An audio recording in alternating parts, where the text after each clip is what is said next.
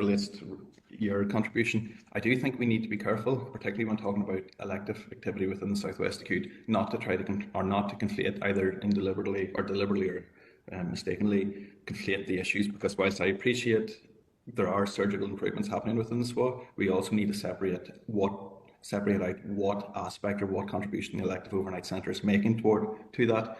Because whenever I look at last week's announcement from the Trust, and whilst I applaud, and as I said in the chamber the other night, I applaud each of the booking teams and all the theatre nurses and all the auxiliary staff and the surgeons themselves, obviously, I applaud everyone involved. I do think I, and perhaps many others, will have a different definition of success to what the Trust and department might currently have.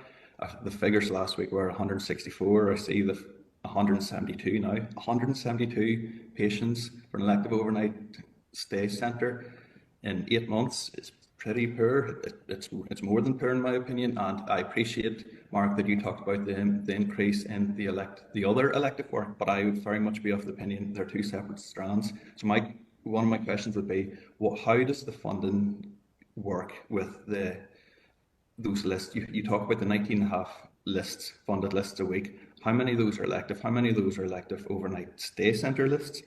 Are they split up such as that?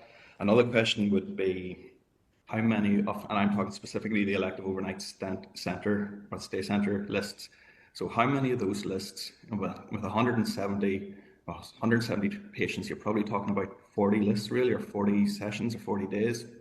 How many of them, so of those, how many of them were day case, or how many of them were overnight, as is implied? Importantly, how many of them were actually delivered by non-Western Trust surgeons? And by that I mean surgeons who are travelling to Northern Ireland. And that includes, obviously, Mark himself. And I appreciate, Mark, I can probably preempt your answer. You'll talk about surgeons travelling from the Southern Trust. Obviously, we're in an open meeting now, so I'm not going to name names, but I'm talking about staff who've had no previous connection with the Southwest Acute Hospital. How many are, if there are any, how many surgeons have been travelling to the Southwest Acute along with Mark? In terms of OMA, then, just very quickly, Chair, it was announced, Mark, it'd be useful if we could get a little bit more clarity or breakdown in just those OMA DPC lists.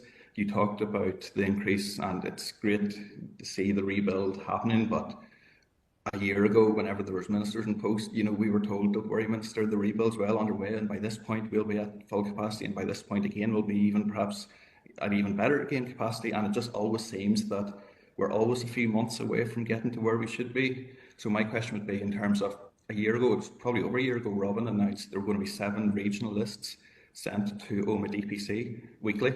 How many of them lists are currently being delivered? Because I think he talked about the figure, or there were figures being referenced about maybe 2,000 patients a year.